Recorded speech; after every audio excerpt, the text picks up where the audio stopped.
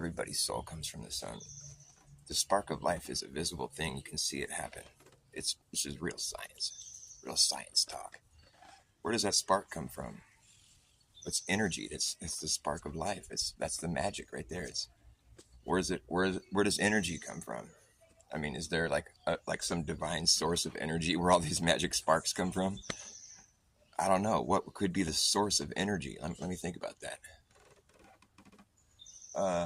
Probably the sun. That's the biggest light we have, and that's the biggest source of energy then. So that's the source. And so somehow each soul that's spawned down here somehow is drawing from source. Where else would it draw its energy from?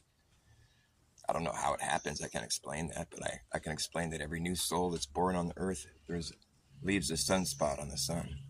You know, they fill back in because souls are always returning back to source once you pass on. You can elevate yourself all the way to heaven. That's what all the stars are.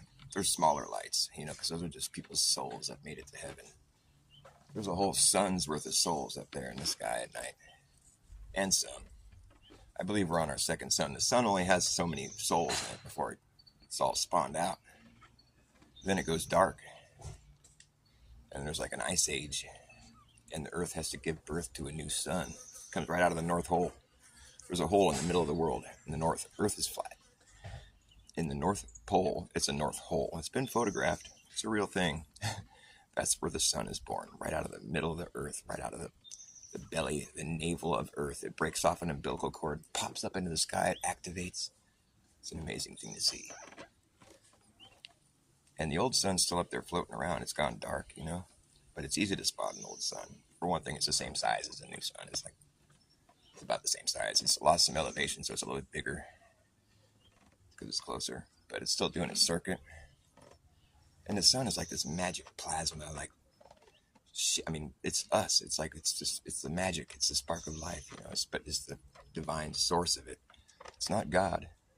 No, there's a creator beyond all this. But nonetheless, it is the focal point. It's the source of life. And so when it finally spawns its last life down here and goes dark, all that plasma, it's like it's fluid, it's hot, bubbling and popping and just popping off. It's crazy, but it's forced to harden. It goes cold really quick and solidifies. And all the places where the bubbles were popping and stuff, it leaves craters where all those bubbles were. So the surface of an old sun is all cratered. It's really easy to spot an old sun. And you can also, if you know what you're looking for, you can spot its belly button. It's pretty easy to do if you know what you're looking for. If you didn't know that it has a belly button or whatever, then you wouldn't know. But now that you know, you should go look at the old sun whenever it's out and spot its belly button. I bet you'll find it within a couple seconds. It's totally easy to find. Where it first broke off its navel, an umbilical cord from the earth. And since it's no longer holding the source that it once contained, it doesn't have any more souls left to offer, but it's made of that same plasma that the sun, it's just lifeless now. But the light from the new sun, it can absorb it because it's made of the same shit, It absorbs the light from the new sun and it causes it to glow. And so wherever the new sun is out there shining on it, it gets back some of its glow that it used to have, and it starts to glow nice and bright. And sometimes when the sun's shining right on it, it just depends where the sun's located in the sky, but it'll charge it and the whole face of it will be all lit up and it'll be going over at night. Where there used to be no moon, there was a time when there was no moon. There's ancient tribes of people on earth that tell of this. And that's because they were from the first sun before there was a moon. It's an old sun. But when it's crossing the sky at night, it's all bright, the whole face of it all lit up. It's a spectacle to behold. That didn't used to be there. That's a newer thing, That's the old sun. Still floating around up there. I mean, you can tell by looking at it that it's clearly like an old thing. It's perhaps its original purpose is spent, It's like the shell of what used to be. It's beautiful, but it's, no words can describe the beauty. It's just the most incredible thing. It's one of the, for me, it's not a mystery because I've figured everything out. That's what I'm trying to tell you. It's just an old sun, which is still a crazy, beautiful thing. I mean, it comes out of the middle of the earth. I don't know how many more suns are down there. This one's going to last for quite a while. But yeah, every little black spot on the sun, that's a soul that's been spawned. If everybody started to live right, they'd all start going to heaven. There'd be all that many more stars in the sky, but the sun would start to decrease in its light, and its source is being drained at that point. And the people that were living here on Earth before, when the first sun went dark, they saw what was going on. They figured this shit out. They weren't stupid, and because they were living right, they were all going to heaven and shit. They knew how to do it. This place was beautiful. It was in perfect harmony. There's still evidence of that today, but they try to blow it up and burn it down or whatever. Come up with some story why it had to go get destroyed or whatever. There's evidence of it worldwide. There was a worldwide people living correctly and in fucking perfect harmony. They were all going to heaven. That's where they all went. That's what all those stars are. They were doing it right, and you can see evidence of this all over the world. Perfect harmony, beautiful symmetry, just built to last forever. The art and stuff they left behind boggles a person's imagination. Nobody can create like that today because they're not living the way they used to live. That's a whole nother tangent, but there's plenty of evidence of that. But the thing is, when the sun, they were all going to heaven, their sun's starting to dwindle out of source, and because they were doing it. That's what happens. It's just, for every good, there's a negative, it's however you want to think of it, the yin yang, I mean, it's like they were doing it right, but they were draining their source because they were doing it right because they're all going to heaven. The sun's running out of souls. Before, they figured out all this shit, they knew. And before the sun got dark, all the way dark, it got cold down here. It wasn't as hot as it used to be, and too cold, and they all had to go underground to stay warm because it was still warm underground. And so all this beautiful stuff they built on top of the earth all just got all cold and frozen while they had to go underground and use their divine creativity, to create underground dwellings all over the world. Just insane. Just goes and goes, just underground. All of it. It's all over the whole world. You'll find underground structures because they all had to go into the ground to stay warm. And they were brilliant people. They knew what the fuck to do. They had it all ventilated. They did it right. And there's evidence of that shit everywhere. I mean, nothing but it. People are always like, why is there so much underground stuff? Well, because they had to live down there. It got too cold. And when this last soul finally spawned, and they were still living correctly. And, they were all still going to heaven, but that's why. So they knew what was coming. They were ready for the ice age that ensued it. Because it lasts a while. The earth has to get sufficiently cold before it knows to give birth to a new sun. And so if they had to live underground and just without any sun above, no, it was tough. But they did it because there's people today whose ancient ancestors told of a time when there was no moon in the sky. Those were the people that survived that reset. I mean, to tell the tale at least, or somehow the information got across to the people from this new sun that we have.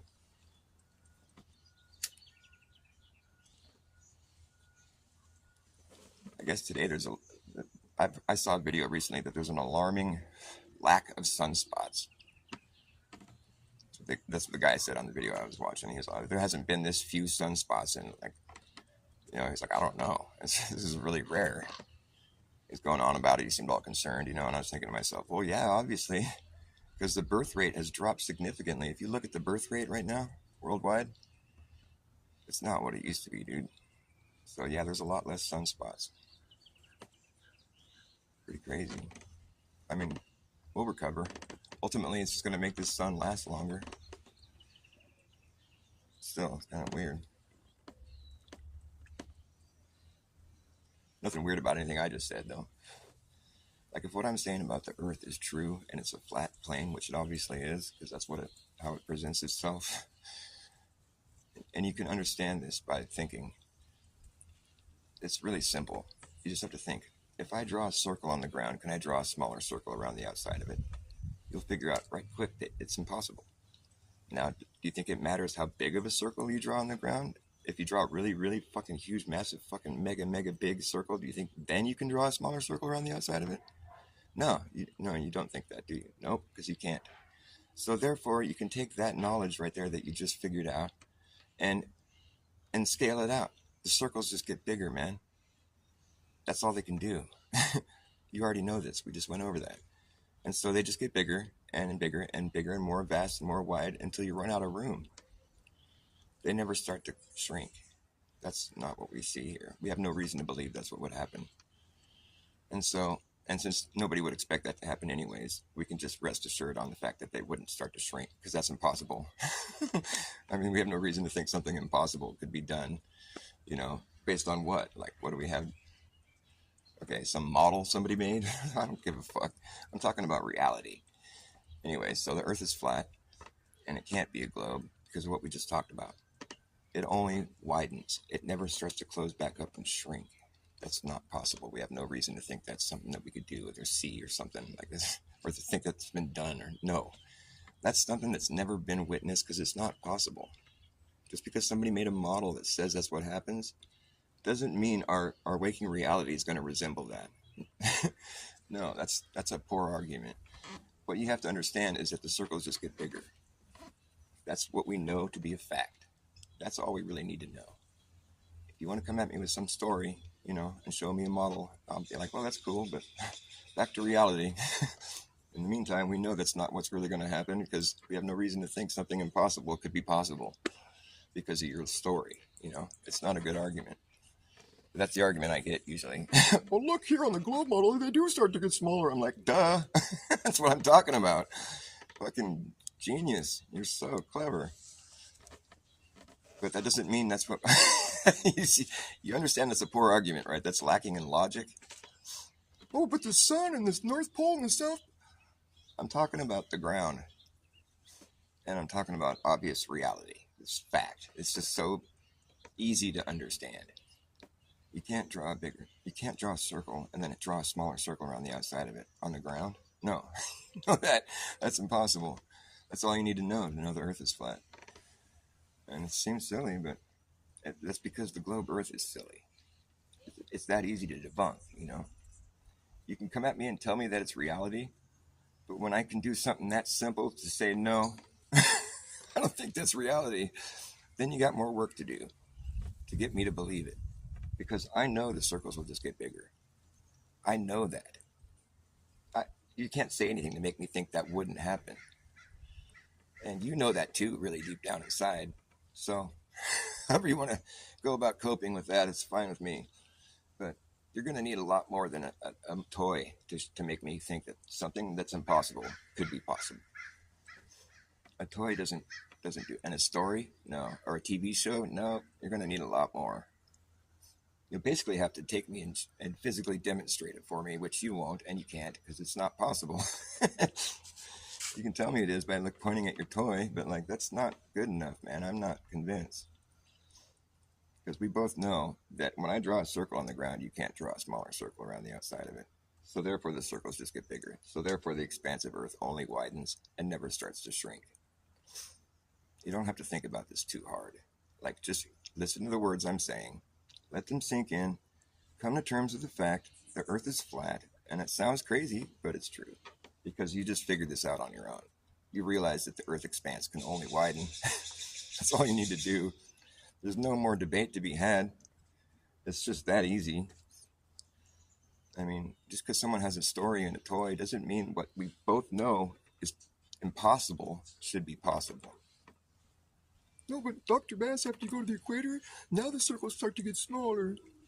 Yeah, I heard that story. I know, I understand. I get the story. I get it. I know that story. That's what I'm riffing off of here. That's what this is all about, actually. You're just now getting up to speed. No, but they do. It says they do. I know, that's the story. I know, that's what I'm rebutting with reality. But no, but it says they do, and people know they do because they go live there. Still a story, dude. People really do live there. I know. That doesn't mean that we can draw a smaller circle around the outside of another circle. Well, Dr. Bass, the thing is, the circles get so big at one point, the equator is just a straight line. It goes all the way around the globe. And so that's how the next circle can be smaller. Because that one wasn't even a circle, it was just a straight line. Okay, now we're coming with the stories again. What I say, this is my claim. I'm going to stick my flag here. If I start with a circle, I don't care how big they get. When I'm done, it's still going to be a fucking circle. And there'll be no point in time when it ever wasn't a circle. Because we see how this works. It's called concentric circles. They just get bigger. It's never going to be a straight line. If it is, that's because you're going to be hitting a wall, which I do believe exists. There's an edge? Well, kind of. If what I'm saying about Earth is true, there would have to be a place on Earth, a location that most people don't go because it doesn't support life, because it's the edge, the limit, right? So it would have to be a place that nobody goes. And the people that do go, it costs them a fucking buttload of money because you have to bring everything, life support basically, because it doesn't support life. Nothing lives there because it's the edge, the limit, the place nobody goes beyond because you die. Because that's the limit, right? So there would have to be a place as crazy as that on Earth that exists where it's not a country because nobody can live there. People that do live there do so only at certain times a year, and you know it's a lot of work. They only do it for like science, you know. But other than that, it's not like a place people go have their house or like a city or there's nothing like that that's there because it's the limit. You know, you don't go beyond this limit, you die. It's too harsh. The people that go there weep at the sight of it because it's just so awe-inspiring. Like I finally got to the edge. You know, there would have to be a place like that on Earth for what I'm saying to be true. So, sounds pretty crazy, right?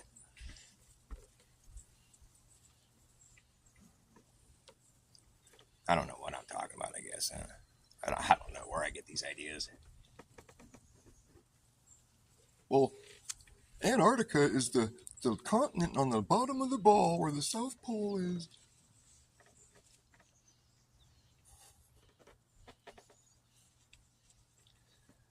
I say it's the biggest circle, and not the smallest. It's the edge, the limit. The entire world is within it. So it's going to be a biggest circumference. The biggest circumference you can make on Earth is going to be right there. Because you can put a circumference around any city, any country, any part of the world. Why wouldn't you be able to put a circle around the whole world? That would be Antarctica. It's the limit, the edge, the place that doesn't support life. Not even allowed to go there, really, because there's no point. It's like it's the limit. You can't really do much there except realize that you've reached the limit, which most people just turn around. That's why nobody circumnavigates north to south, because north to south are straight lines, like the compass shows you. The needle is straight.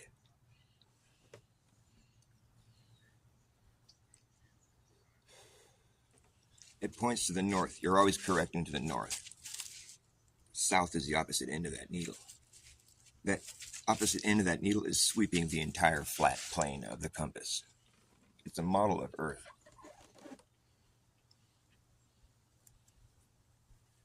That's why all circumnavigations are east to west. All the great circle routes, all the orbits, all of it. Well, that's the spin of the Earth, Dr. Bass. Blah, blah, blah, blah, blah, blah. And I know that because I have a little gyro compass. It shows me. See, look, it's measuring it right now. My little toy proves the whole world is spinning. All right. In the meantime, if you're going to design an aircraft and you work for NASA, and it comes down to brass tacks, this is what this is built for specifically. It's built for use over a flat, non-rotating Earth. So whatever your whole thing is there, it's a moot point.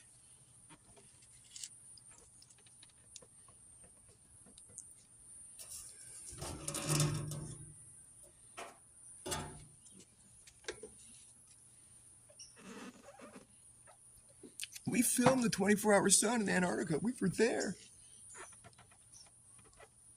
I know, it's amazing. You're in one location at the edge of Earth. Now all you got to do is go travel to every other location out there and take data. It's going to take you a while. I mean, I don't know. There's all kinds of phenomena I don't know about. But what I do know is that the Earth expands, only widens. We've already gone over that. Now, your story could be true, but if it was, it would be magic. Because there's no such thing as gravity. There's no such thing as a downward force. Absolutely not. That's been known for a long time. All there is a normal force, which is pushing up on you. I can't tell you that it's motion, but it's pushing up on you. That's why you're able to stand up. That's where the pressure is coming from. It's not coming from above you. They tell you the opposite of what the truth is. The whole world's backwards, not me.